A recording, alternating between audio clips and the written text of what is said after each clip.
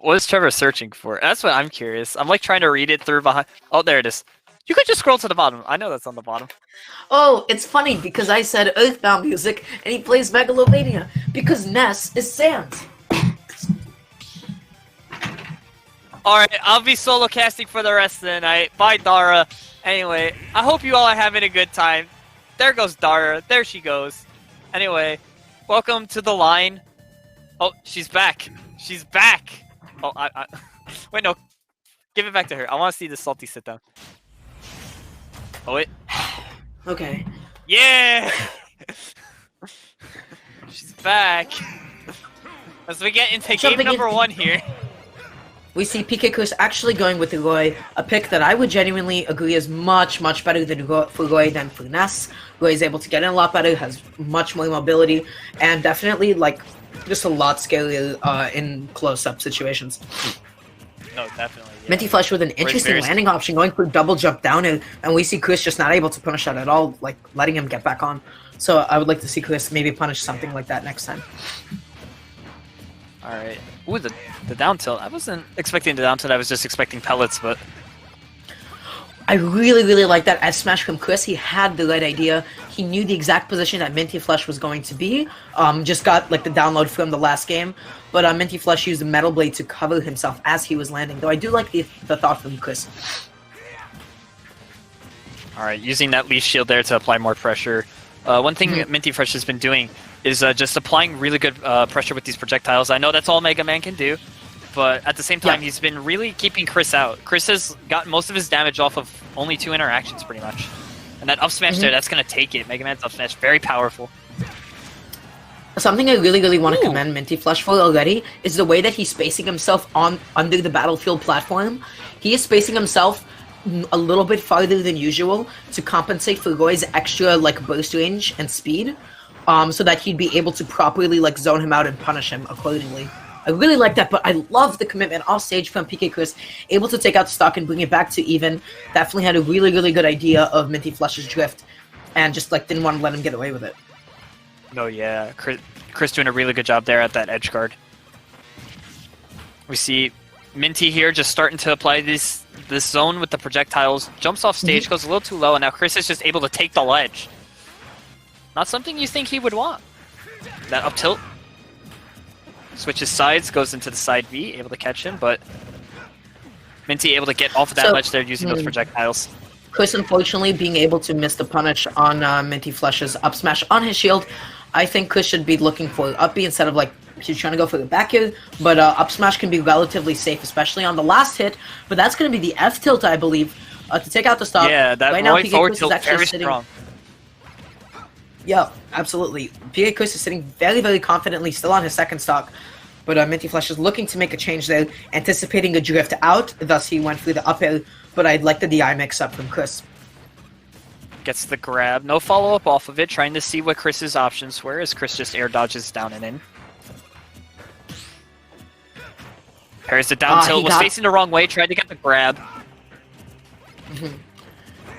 Yeah, Mega Man definitely not having the best out of shield. Back air would have definitely put on shield, but it's also like it's really easy for me to say this is what he should have done. But it's a very like high-paced scenario. It's very easy to make these kinds of mistakes.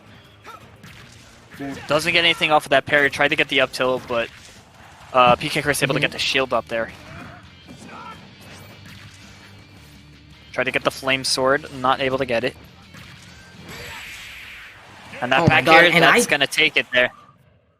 Chris's momentum was ridiculous.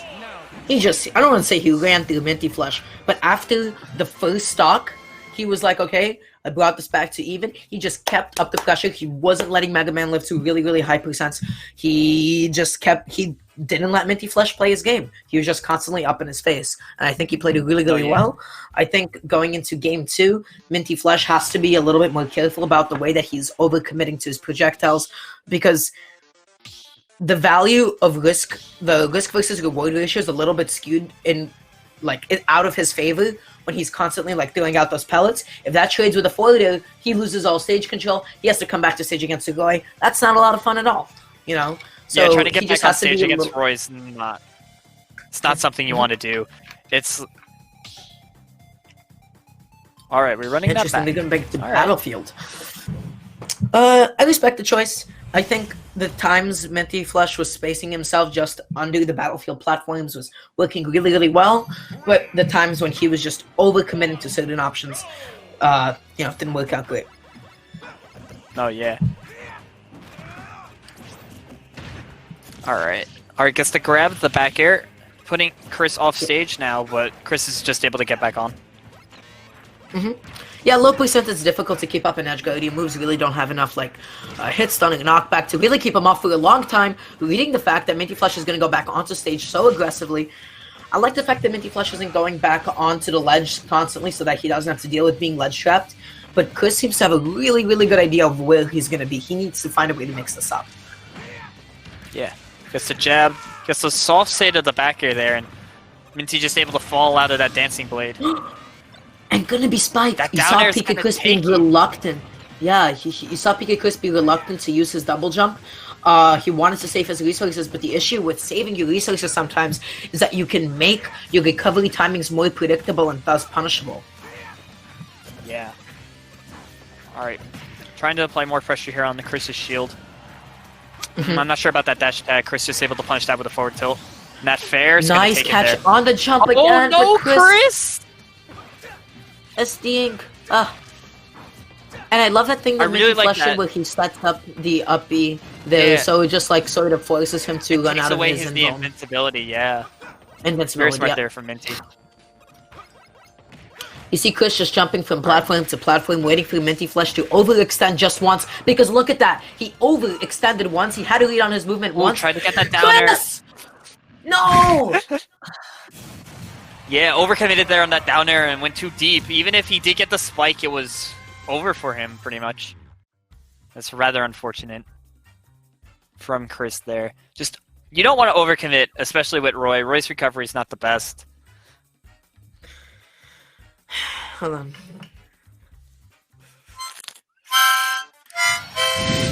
Why? Yeah, I just have a good Why? amount of I know you do. That We're in the open. same group chat together and you play it all the time. Yeah. Why do you Anyhow, have that on standby? jumping into game 3. We're gonna Not be you, seeing Trevor, Chris Dara. stick with the Goy. I agree that Chris should be going with the Goy. We saw 3 unfortunate early kills, and I think, otherwise the character pick was definitely working out super, super well for him. No, yeah. Again, he got that Interesting lead here, on we're going back to MintyFlesh. Battlefield. With the down air, that one's gonna take That was it. hot. That was hot. That was so hot. Oh my god. That was hot. That was really, really well played. His angle, his positioning was perfect. He knew exactly where he's going to be. He definitely showed off how much experience he has with the game because he got the exact trajectory and spacing right to be able to follow up on the side B. That was so good. Ooh, that what was that? That was down air and up smash clashing there from Mega Man and Roy. Alright, gets the grab off of the metal blade. Has Chris off stage, and that down air had a chance to tech it. Unfortunately, didn't get the tech. Okay. That play on MintyFlesh's part was so good because he saw that last game. Chris recovered hastily. He didn't stall with his jump. And then got spiked for it. So this time he was trying to anticipate the adaptation from Chris, waited out his double jump, and was like, okay, now I can just down air you for free. And I think that was really brilliant. We saw Chris really die nice. in though, but just unfortunately not getting the tech. We tried to go for And it right again. there again, Chris just able to clip him. he had the right idea. Alright. I like that he set up the metal blade Chris for himself having so him that at he'd the be ledge. able to pick it up. Neutral get upping nicely to avoid his own hitbox that he set up, but that's a really nice way of just stopping Chris from being able to ledge trap him. The forwarder not being able to take it quite yet, but just about anything at this point. Not a sorry spot up in. Anything else from Chris would take it though. Yeah. Alright, that back here, that's gonna take it, yep. Really nice back there to call out the jump. Chris really, really patient with his recovery, just seeing where MintyFlesh's spacing was going to be at the moment. Able to beat out MintyFlesh's own aerial with his forwarder. Not able to string it along. Ooh, the Is punish. going to get up tilted. Shoryuken. Nice punish. very nice. It's unfortunate that Chris was so close to the right side, because if he was any bit closer to the platform, he might have been able to mix it up and create a 50-50 with him either landing on the battlefield platform or landing on the stage. No, yeah. Alright. Using that leaf shield just to get out of... just to avoid the pressure. Almost catching that double jump from Chris, but... Oh, he went too low again! Chris is just overcommitting on a lot of these options here, and that's what's costing him both of these games, these 2 games that he's lost, is he's just overcommitting on these aerials off stage, and he's just going too low. Roy can't afford to go that deep. He can go decently deep, but not like super out there, and that's where you're seeing Chris starting to fall apart in these games.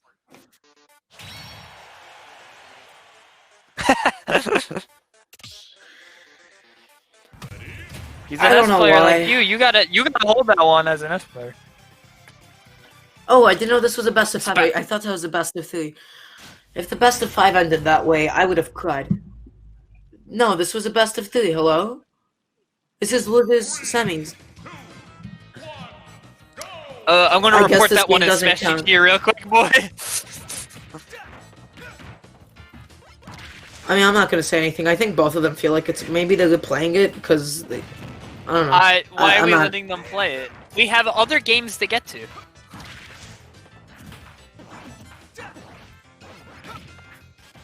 I mean, I they're actually playing this out. They know it's not losers finals, right? Well, this is gonna be really embarrassing when after this we're just gonna tell them that MintyFlesh won either way. Don't even show this. They don't deserve it. Yeah. In the meantime, can we just like talk about who runs 3 out of 5 loser semifinals? Can we just talk about in the meantime Trevor's amazing production quality here? Like, Trevor, did you design and like engineer this yourself?